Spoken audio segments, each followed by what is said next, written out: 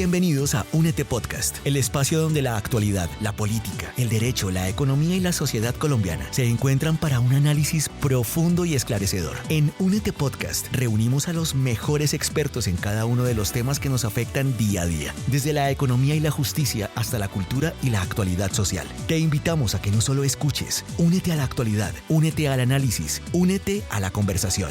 Esto es Únete Podcast. Únete Podcast. Buenas noches a todos aquellos que nos ven. Este es otro capítulo de Únete por la Historia. Mi nombre es David Pérez y hoy tengo el gran placer de presentarles un invitado muy interesante que nos va a explicar todo este tema del papado, del pontificado, de cómo se elige un papa, de qué sucede cuando fallece y otros tantos detalles. Buenas noches, padre, ¿cómo está? Buenas noches, David, muy bien, gracias a Dios, muchas gracias por su invitación. Con mucho gusto, padre, es un gran placer tenerlo acá, en esta casa. Únete por la historia, de Únete por Colombia. Entonces, el padre Abner, sacerdote, por supuesto, 30 años. ¿Usted dónde se ordenó, padre? Yo fui ordenado aquí en Bogotá, de hecho fue el 12 de octubre del 2023. Bueno, mi instituto es el Instituto del Buen Pastor y que tiene como rito propio el rito tradicional, lo que se conocía como la forma extraordinaria del rito romano. Y parece ser que fue la primera ordenación aquí en Colombia, después de las reformas del pontifical romano, o sea, creo que fue en el 68, fue la primera ordenación con el rito antiguo aquí en Colombia en 55 años, entonces fue una gracia. Muy significativo y una gracia para toda la gente que pudo asistir, ¿no? Yo participé, padre, en la iglesia del Carmen, sí. Un templo hermoso de un estilo neogótico, puede ser, neogótico, ¿cierto? Sí, creo que sí, sí señor. Bueno, padre, ¿y usted es oriundo de? Yo soy de Ubaté, Cundinamarca, Ah, al norte de Bogotá. De acá de la sabana, entonces. Altiplano cundiboyacense. Qué bueno, padre. Y pero este seminario digamos, usted no hizo sus estudios acá. No, nuestro instituto tiene un solo seminario que es en Francia, más precisamente en un pueblito que se llama Courtalin, que está en la diócesis de Chartres. El seminario se llama Seminario San Vicente de Paúl y como es el único del instituto, pues venimos de todo el mundo. Ahorita actualmente hay unos 45 seminaristas que se están formando allá, varios aquí de Colombia, de Brasil, de Europa, pues de Francia, de Portugal, de Italia. Incluso este año entraron 2 ugandeses, de África, porque ahí tenemos una casa. Ah, qué bueno. Y creería que un vietnamita, sí, un vietnamita también. Entonces, qué bueno, padre. O sea, este tema es bien universal, como la iglesia lo dice, ¿no? Católico universal. Exactamente, y gracias a Dios que cada año entran más de distintos lados que no pensábamos, ¿no? Entonces, es una gracia que tengamos tantos seminaristas y tan variados. Increíble, padre, usted siendo tan joven, hablando 4 idiomas ya. Sí. El sí, inglés, el latín, por supuesto. Bueno, y el francés, porque como nuestras clases son en francés, pues debemos aprenderlo. Entonces, y el español, claro. Claro que sí. Bueno, padre, pues entrando en materia, como para que no se quede en el tintero, este rito, lo que llamamos rito tradicional a algunas personas, sí, o rito en latín, o esto, bueno, ¿cuál es la, digamos, esencia? ¿Por qué el latín? Hay mucha gente que se preocupa o se pregunta más bien, bueno, no entiendo, ¿por qué de nuevo el latín? ¿Esto cómo se puede explicar, padre? Claro, bueno, digamos que el idioma oficial de la iglesia es el latín. ¿Y por qué? Porque la iglesia, pues, digamos, se desarrolló en el Imperio Romano. Después San Pedro pues, llegó de Antioquía, se estableció en Roma y a partir de ahí pues, se difundió el cristianismo por toda Europa y luego bueno, aquí en América y los demás continentes. Entonces, como el latín era la lengua oficial del Imperio Romano, pues la iglesia lo adoptó. A medida que pasaron los siglos, pues el latín fue desapareciendo en las distintas pues, provincias del Imperio Romano, ya los nuevos reinos que se fueron formando, pero el latín se quedó en la iglesia y sigue siendo el idioma, y digamos que es una gran ventaja porque es como hoy en día se considera una lengua muerta, pues no tiene variación, entonces los términos no pueden cambiar, no hay como esas ambigüedades en algunos términos que pueden surgir en una lengua moderna. Y además, pues también el latín, digamos, hace justamente que sintamos esa universalidad de la iglesia, o sea, que nos tenga algo unido, que si yo, por ejemplo, voy a otro lado del mundo, voy a Europa, y hay una misa en latín, pues me voy a sentir, digamos, a cierta medida voy a entender qué está sucediendo. Ahora que hoy en día que la gente dice que no entiende latín, que cómo es posible, pues de eso no hay que preocuparse mucho. Ya cuando llegaron, por ejemplo, cuando se evangelizó aquí el continente, pues los indígenas tampoco entendían latín, nadie sabía latín ni español. Entonces, digamos, eso no es ninguna desventaja. Y además porque con las oraciones están en latín, bueno, nos estamos dirigiendo a Dios, porque la misa es ese acto de adoración a Dios. Entonces nos estamos dirigiendo, con nuestras oraciones, no nos estamos dirigiendo, digamos, a la asamblea, sino las oraciones están dirigidas a Dios. Y cuando pues me tengo que dirigir, nos dirigimos pues sí, a los fieles, pues lo hacemos en la lengua vernácula. Obviamente el sermón lo hacemos en español, bueno, hay las traducciones de las lecturas también, pero lo que es lo propio de la misa, ese acto de latría, pues sí es en latín, ¿no? Esta misa es acá en el barrio Teusaquillo, ¿no? Muy cerca. La Soledad. Sí, señor, cerca del Concejo de Bogotá. A una cuadra, ¿no es cierto, padre? A una cuadra, sí, señor. Bueno, padre, entonces ya, digamos, entrando en materia, el sumo pontífice enferma, ¿no? Sí. Algo, digamos, general en la edad de los pontífices, pero primero, ¿cualquier hombre puede ser pontífice? ¿Quién puede ser papa? ¿Cómo se llega a elegir el papa? Digamos, ¿cuáles son los que se pueden postular de alguna manera? Bueno, el Código de Derecho Canónico establece que cualquier fiel católico bautizado soltero puede ser elegido papa. Soltero, sí, tiene soltero. Que ser, pero cualquier hombre. Cualquier hombre. Ahora, ¿por qué? Bueno, digámoslo, bueno, vamos por partes. Entonces, cualquier hombre soltero puede ser elegido papa por el colegio cardenalicio que se reúne para elegir un nuevo papa, es su función. La función del cónclave es elegir un sucesor de San Pedro. Ahora, cualquier laico varón, cualquier fiel bautizado puede ser elegido papa, pero ya desde el siglo XIV la costumbre es que se elija un miembro del colegio cardenalicio, o sea, un cardenal, o sea, de las más altas dignidades que están dentro de la iglesia. En el caso de que fuese elegido alguien que no sea sacerdote, pues inmediatamente debe ser ordenado sacerdote y enseguida debe ser ordenado consagrado obispo.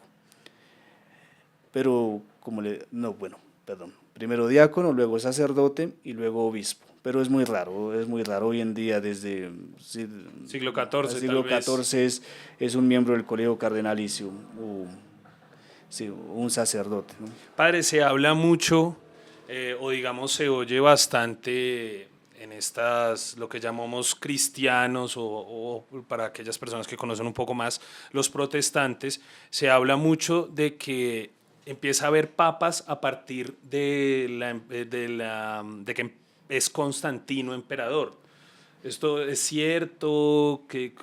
¿Cómo se interrumpe entonces esta línea de sucesión desde San Pedro? ¿Cómo ocurre estas cosas? Es totalmente falso. Ya San Cipriano decía: donde está Pedro está la iglesia, y San Cipriano es el siglo III.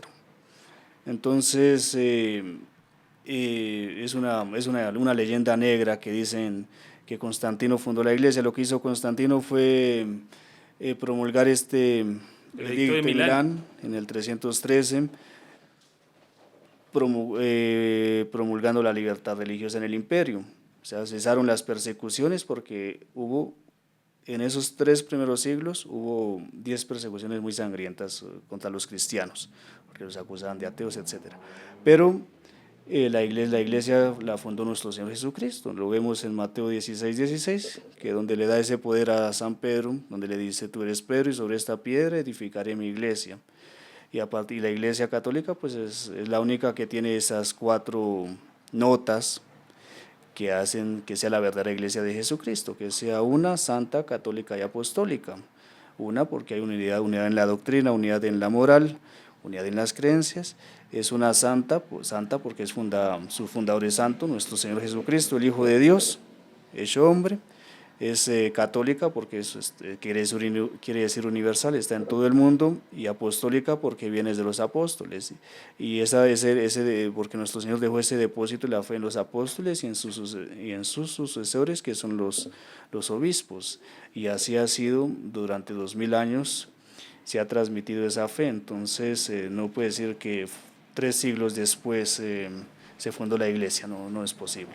Aproximadamente fueron 32 papas desde el nacimiento, digamos, resurrección de nuestro Señor Jesucristo, sí. Nombramiento del primer papa San Pedro, sí. Después me parece que fue Lino, Cleto, Clemente, y bueno, ahí siguen. Y ahí siguen hasta nuestro Santo Padre fallecido, sí, señor. Papa Francisco. Sí, ha habido 266 papas a lo largo de la historia. Bueno, padre, hay algo que aquí inquieta mucho a los católicos en general, antes de entrar en materia de qué sucede cuando fallece el Santo Padre, y es estas teorías de San Malaquías, de este tipo del Papa Negro. ¿Esto cómo puede ser interpretado, padre?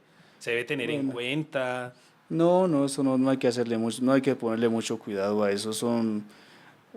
Pues parece que San Malaquías fue un monje que vivió, creo que creo que siglo XII, no estoy seguro, donde dejó escrito una serie de profecías que se atribuyen a los papas, pero se supone que después de Benedicto XVI iba a venir que el Papa Negro, que era el fin del mundo, pero no ocurrió. No ocurrió. O sea, Así es. Bueno. No hay que hacerle mucho caso a eso, o sea, saber que el Papa es elegido por inspiración del Espíritu Santo, ¿no? Que los cardenales, pues es un momento de oración donde los cardenales, pues reunidos, pues toman el que consideran el mejor para el bien de la iglesia. Entonces, padre, hay muchos términos en torno a que, digamos, se dicen sin uno saber qué son.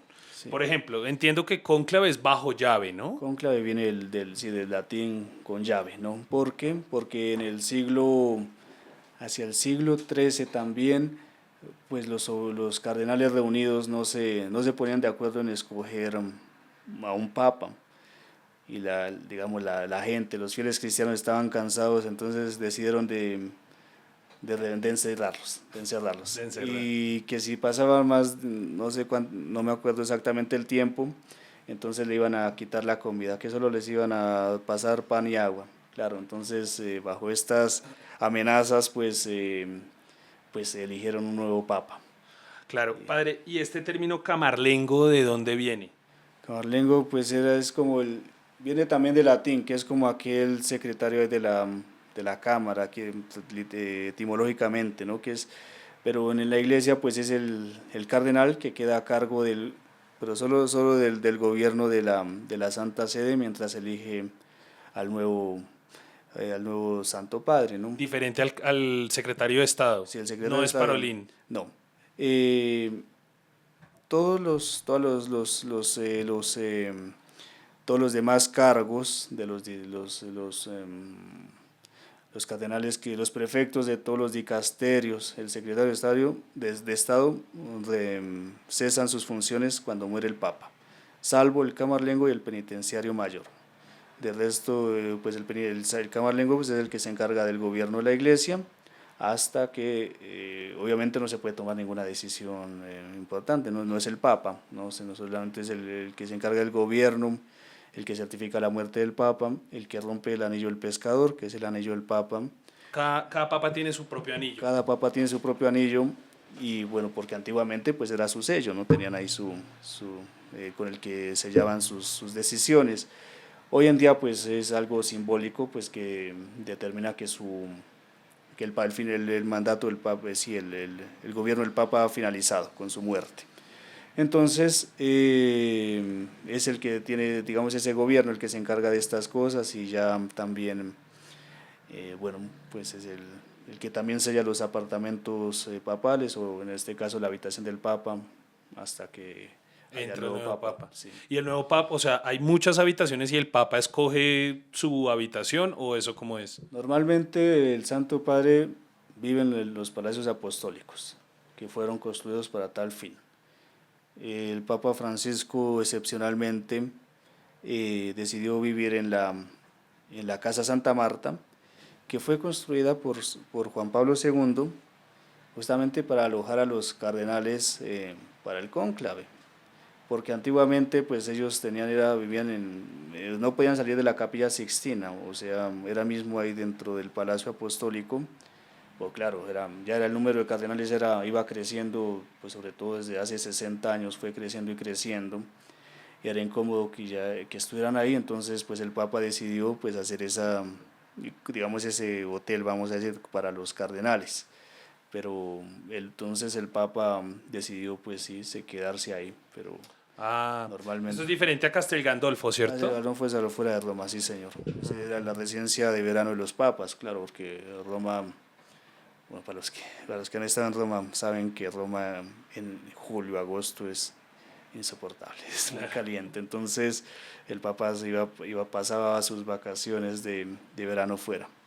Porque el Papa Juan Pablo II esquiaba, ¿no? Eso no tiene que ver, o sea, no tiene nada que ver. No, pues eso no, pues era era muy deportista, ¿no? Entonces pues sí aprovechaba sus tiempos, cuando tenía un tiempo libre me imagino que salía a esquiar. Pero me imagino que en invierno, ¿no? Bueno, detalles interesantes. Sí. Padre, entonces, el camarlengo asume estas funciones y es el encargado de llamar a todos los cardenales, pero me dice usted que... El camarlengo es que es esa parte como de gobierno ahí del Vaticano, para Sí. que no se paralicen todas las cosas, pero quien se encarga de llamar a los cardenales es el decano del Colegio Cardenalicio. En este caso, ¿quién es? Es padre? el cardenal Giovanni Battista Re, ya es un cardenal que tiene 91 años, ya bastante mayor, y es el que le ha tocado organizar el conclave de este año. No podrá participar porque es hasta los que tienen 80 años, pero toda la parte de organización le corresponde a él, con el vicedecano.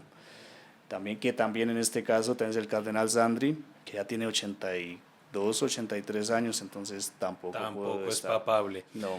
Pero así no sean papables, ¿pueden votar? No, o sea, ellos no son electores. El término papable son aquellos que, digamos, los medios de comunicación o las personas como que tienen la intuición de que pueden resultar elegidos, pero los que tienen mayores de 80 años son cardenales no electores, que pueden resultar elegidos, sí, pero sería muy raro que ya alguien mayor de 80 años... Sí, claro. pero pueden. Pueden ser elegidos, pero no pueden elegir. No pueden votar. No.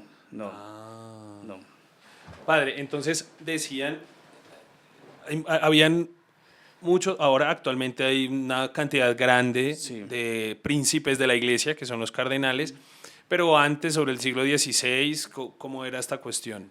Bueno, antes, digamos que en el siglo XVI eran alrededor de 70 cardenales, estuve averiguando ese número, y es por aquellos 70 colaboradores que tuvo Moisés en el desierto, en su camino a la tierra prometida.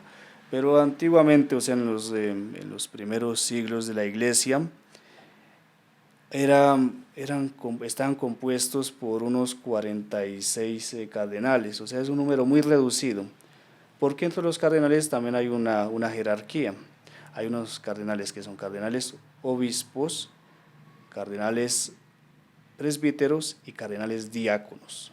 Entonces, los cardenales obispos son siempre 7, que son aquellos que pertenecen a las diócesis suborbicarias de Roma, o sea, las diócesis que están cerca a Roma. y son los de mayor alto grado, ¿no? Entonces, por ejemplo, el cardenal decano del Colegio Cardenalicio es el cardenal de la diócesis de Ostia, que es una diócesis que es vecina a Roma. Luego están los cardenales presbíteros, bueno, que antiguamente eran pues 28, pero hoy en día son todos aquellos que están, los que están por todo el mundo, digamos. Por ejemplo, el cardenal aquí de Bogotá es cardenal presbítero, porque o sea, que tiene a cargo una diócesis actualmente. Y están los cardenales diáconos, que también son aquellos que colaboran en la curia romana. Entonces, dentro de ellos, por ejemplo, está el protodiácono, que será el que va a anunciar al nuevo papa en los próximos días.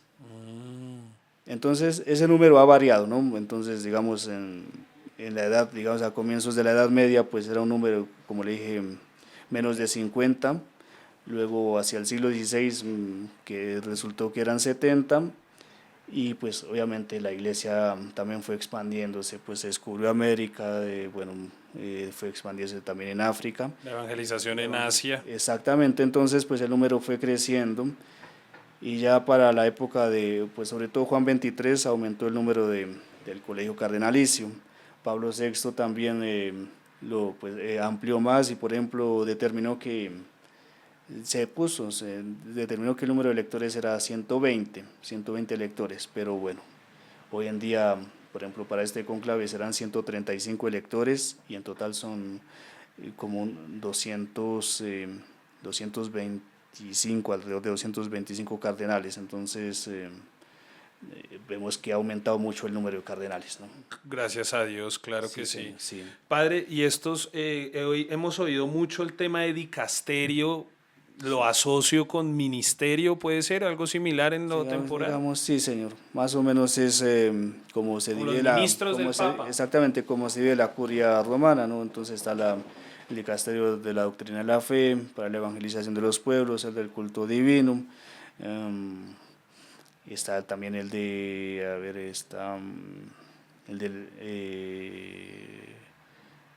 para la educación. Bueno, son varios que antiguamente, hasta el 2022 que hubo que el Papa Francisco reformó la curia, se llamaban congregaciones. Entonces, a partir del 2022 se llaman dicasterios.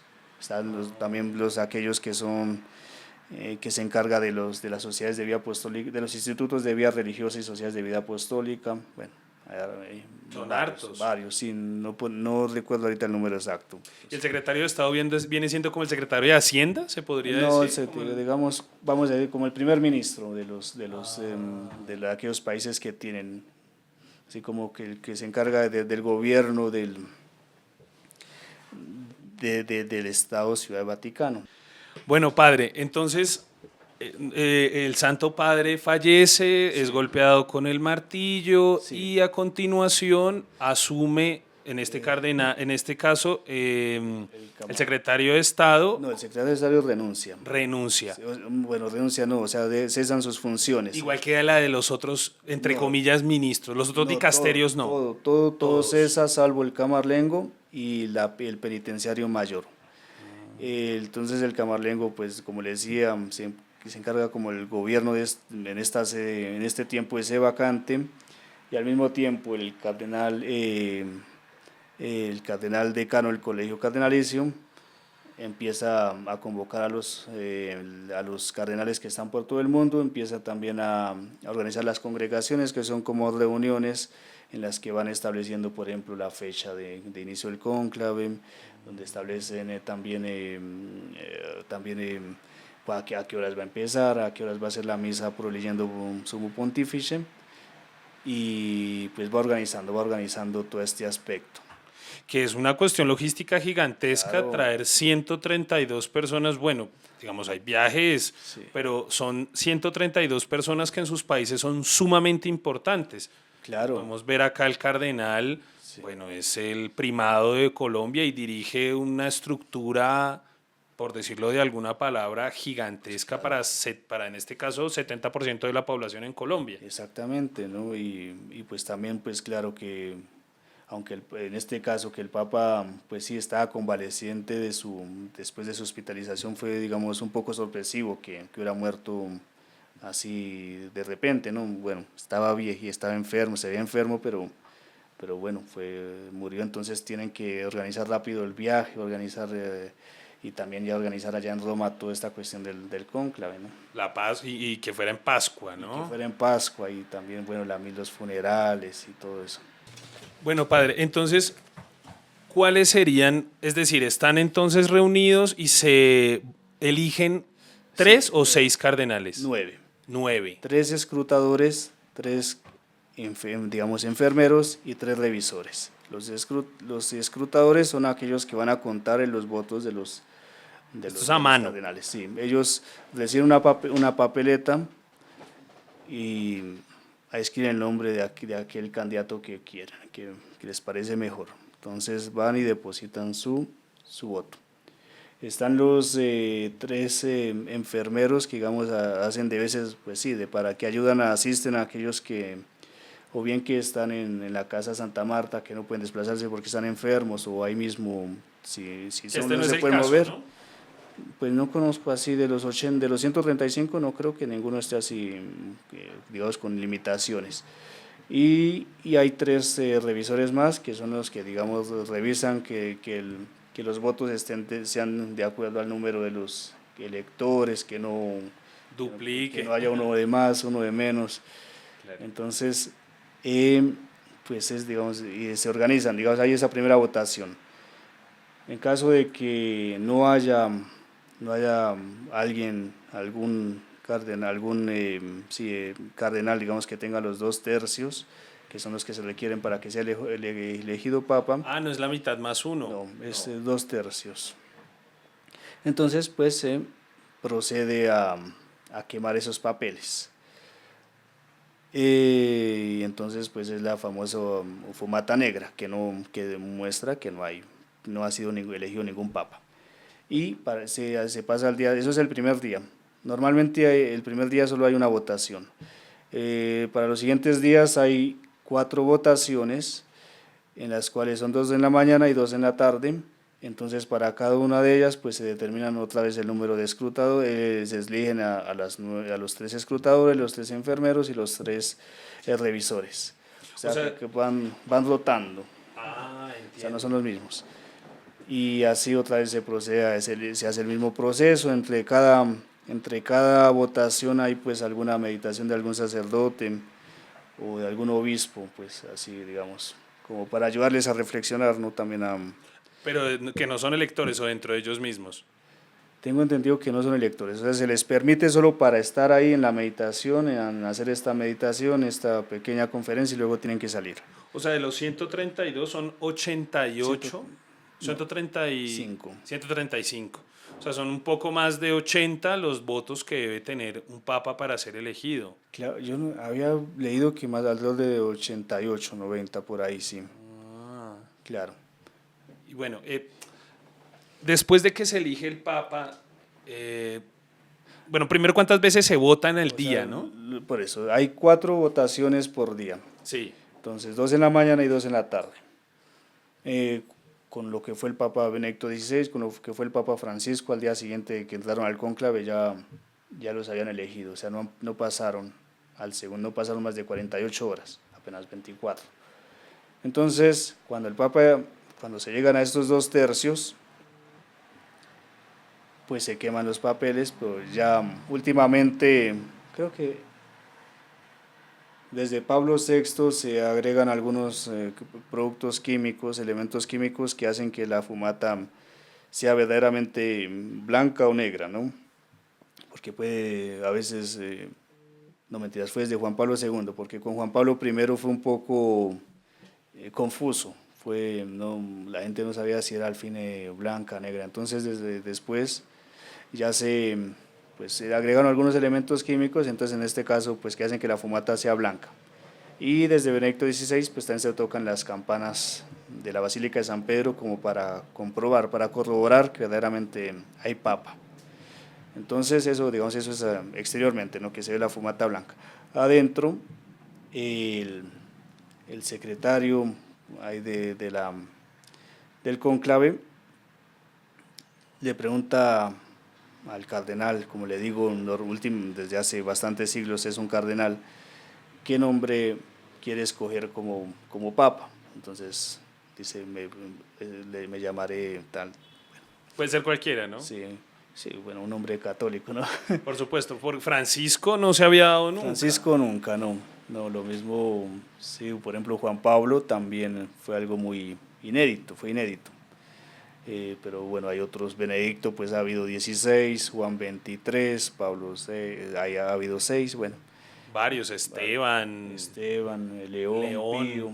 León sería 14, ¿no? Si se eligiera este nombre. Fuese León 14. Entonces, bueno, y luego pues procede ya a cambiar su sotana, deja la sotana roja para poner la sotana blanca.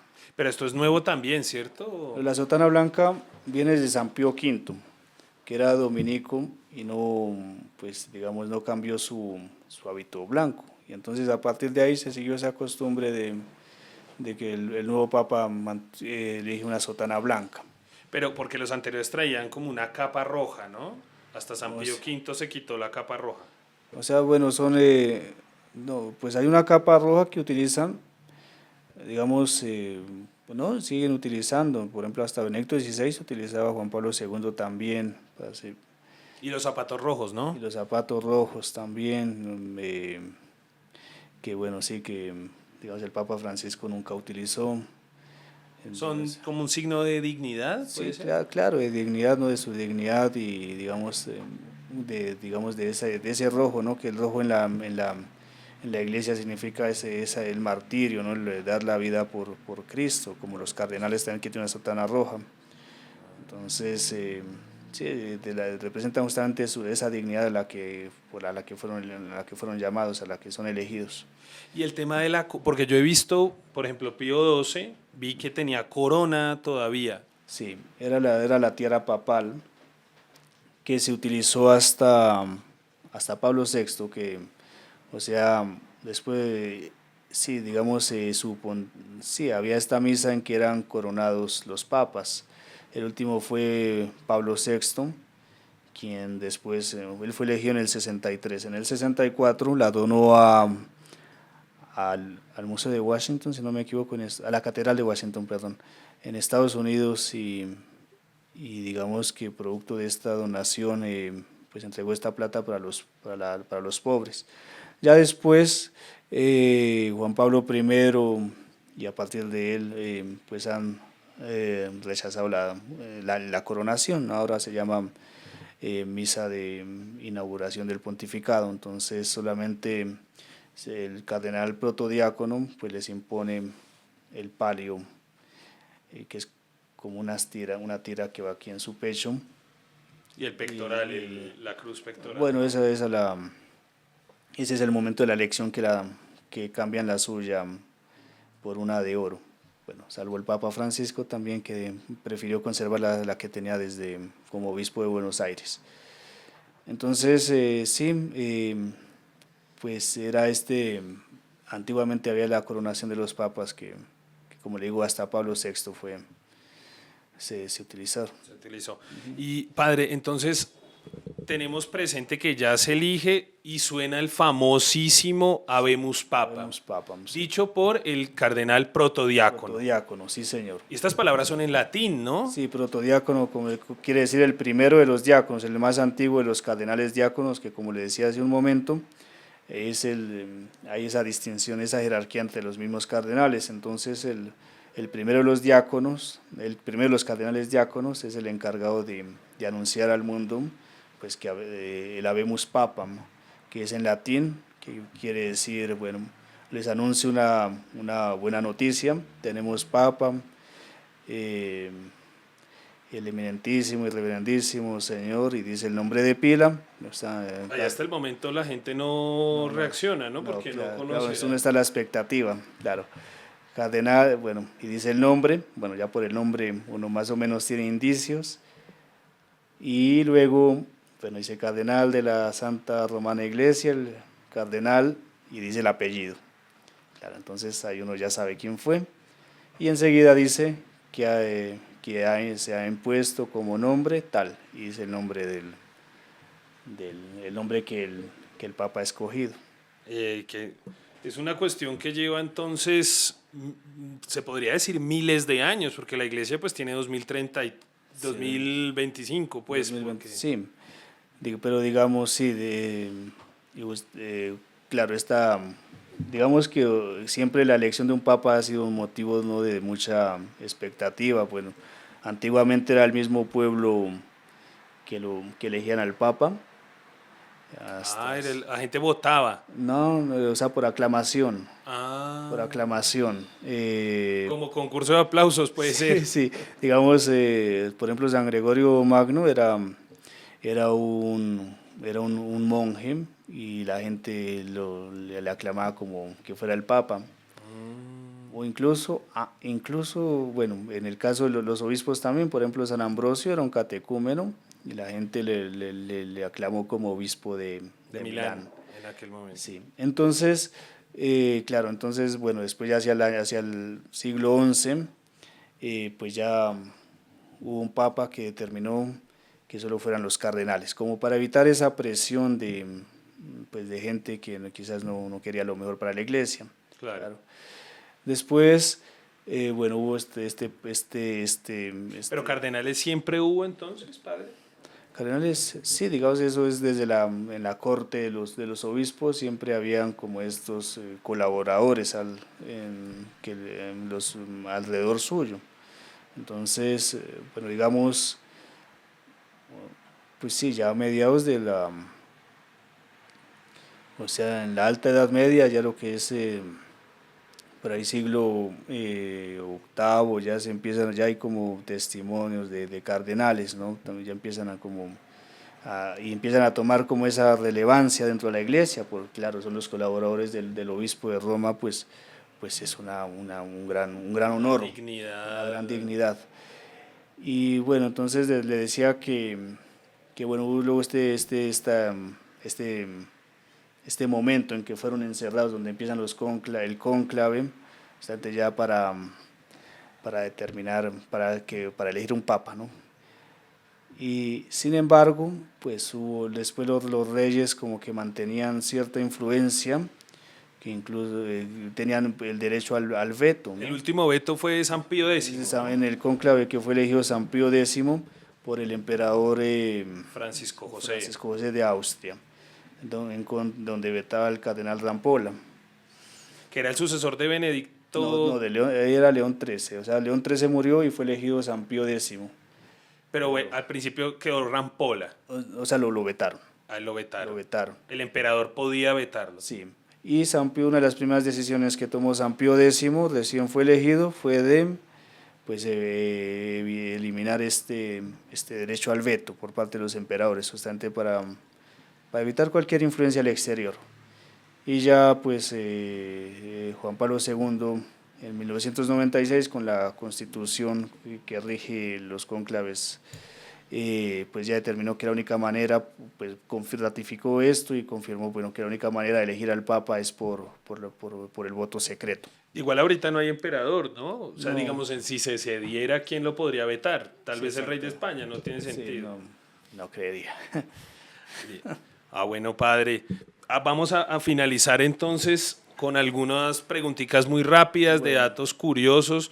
Más o menos, si usted lo tiene presente, el papado más largo, ¿cuál pudo haber sido? ¿El de Juan Pablo II? El de Juan Pablo II es el tercero más largo. Bueno, el primero más largo dicen que pues no hay datos muy fidedignos, digamos, datos históricos que lo verifiquen así, pero el más largo fue San Pedro. San Pedro desde el año 34 hasta el año 64, 67 en que fue martirizado. Luego, digamos, ya el verificado así con fuentes y todo es el de Pío IX. Pío IX duró 31 años, si no me equivoco, de 1846 a 1878. 31. Muy perseguido, ¿no? Sí, claro. Porque, casi un papa pues, secuestrado. Le quitaron los estados pontificios. Claro, hasta los pactos de Letrán sobre principios del siglo XX. Exactamente. Entonces, y ese duró, los últimos 8 años duró cautivo en el Vaticano. Claro. Pues de hecho la elección del Papa era en el Palacio del Quirinal.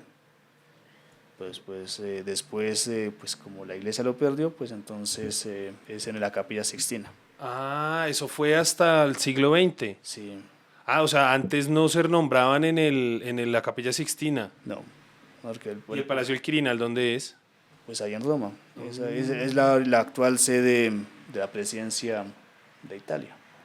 Ah, vea, ainda un dato interesantísimo. Sí, Y bueno, entonces el primer dato curioso. Bueno, el segundo que nos dijo, el del veto por parte del emperador. sí. ¿Y qué más podríamos entonces, digamos, el último papa que fue, o digamos, fueron muchísimos europeos, ¿no es cierto? Sobre Sí, todo italianos, sí. hasta Juan Pablo II. Sí, Juan Pablo II fue el primero extranjero desde Adriano VI en 1543. Entonces tuvieron que pasar 500, un poco más de 500, no, casi 500 años, no, 1453 fue Adriano VI, que era un papa holandés. Entonces de 1453 a 1978, unos 500 años para elegir un nuevo papa extranjero. Claro, porque hubo de todas maneras, antes de este que nos dice holandés, Sí, que Adriano, españoles hubo dos, sí, africanos también pues, hubo. en los primeros siglos, San Pedro, era Galileo. Claro. Sí, fue hacia, sí, digamos, es en el siglo XVI que como que se consolidó, ¿no? Ya en estos reinos que conforman la actual Italia, que se empezaron a elegir y a elegir de ahí, ¿no? Claro. Hasta Juan Pablo II, bueno, luego Benedicto XVI, luego el Papa Francisco. Y muy posiblemente que, bueno, ahí ya entramos en especulaciones, pero hay un porcentaje grande de cardenales que no son italianos. Entonces, Sí. por estadística básica, podría quedar uno que no fuera europeo, no fuera italiano. Aunque siguen siendo mayoría, los italianos siguen siendo mayoría actualmente. Ya no amplísima, pero creo que hay unos 23 o 34 cardenales italianos por ahí. Entonces siguen siendo mayoría, aunque ya no tan representativa. Entonces, Y europeos siguen siendo mayoría. Europeos siguen siendo mayoría, sí señor. Después vendrán, me imagino, Que los latinoamericanos, americanos, americanos. contando desde Estados Unidos hasta Argentina, porque de Estados Unidos creo que son los terceros. Sí, están los italianos y no me acuerdo quiénes siguen, pero luego siguen los estadounidenses.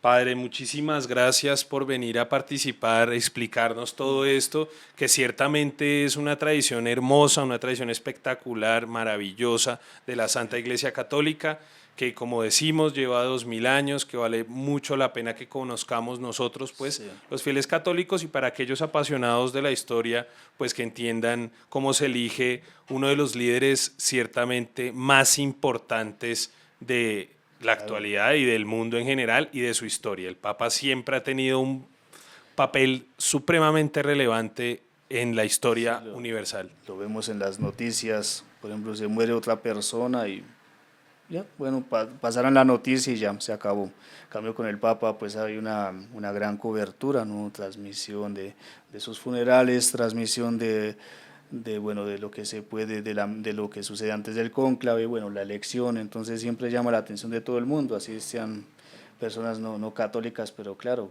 lo que usted dice es un líder, alguien universal, ¿no? Que representa más de gran 130 líderes a nivel mundial, digamos, presidentes, reyes, general, van a presentar sus respetos ante los restos Claro. del sumo pontífice. Sí, señor. Sí. Cosa que no pasa en otras religiones incluso, porque no tengo entendido que tal vez algún imán musulmán muy famoso o tal vez algún pastor protestante tenga este tipo de relevancia, ¿no? Es Ni siquiera el verdad. Dalai Lama, me diría yo que... Yo creería, ¿no? También se morirá algún día y, bueno, ya escogerán otro, pero no tiene esa cobertura, no llama la atención así mundialmente, ¿no? Claro, y la iglesia, como lo decíamos, es universal, está por todo el mundo, claro, es algo que interesa de verdad a mucha gente, sí. Bueno, padre, Para finalizar entonces, ahora sí, porque el tema es sumamente interesante y nos podríamos quedar acá mucho tiempo, quisiera que le diera algunas palabras a las personas que están viendo este video del por qué ser católico, del por qué, muy corto, seguir pues siéndolo y luchar de alguna manera, ¿no? Pacífica, no pacifista, en defensa pues no solo de estas tradiciones, sino verdaderamente de la iglesia que nos dejó nuestro Señor Jesucristo. Claro, usted lo acaba de decir, el ser católico pues es digamos, tener esa garantía, o sea, es encontrar esa religión que nos va a conducir a la felicidad eterna. Nosotros los hombres estamos llamados a esa visión beatífica. Ese es nuestro último fin, es ver a Dios. Entonces, ¿cuál es la iglesia? ¿Qué es la religión? ¿Cuál es la verdadera religión la que nos va a conducir a Dios? Pues la iglesia católica, como lo decíamos. La iglesia católica es la única, digamos que su fundador es el mismísimo Dios, ¿no? Y revelada, ¿no es cierto? Y revelada, que Dios se ha revelado también. Y justamente para salvarnos después de la caída de nuestros primeros padres, de Adán y Eva, pues nos ha venido la redención por nuestro Señor Jesucristo, y pues que nos ha dejado por la iglesia y esos medios para santificarnos, para ser santos.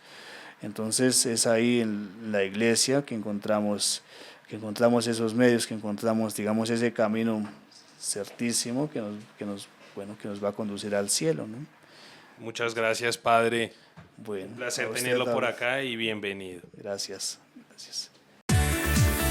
Bienvenidos a Únete Podcast, el espacio donde la actualidad, la política, el derecho, la economía y la sociedad colombiana se encuentran para un análisis profundo y esclarecedor. En Únete Podcast reunimos a los mejores expertos en cada uno de los temas que nos afectan día a día, desde la economía y la justicia hasta la cultura y la actualidad social. Te invitamos a que no solo escuches, únete a la actualidad, únete al análisis, únete a la conversación. Esto es Únete Podcast. Únete Podcast.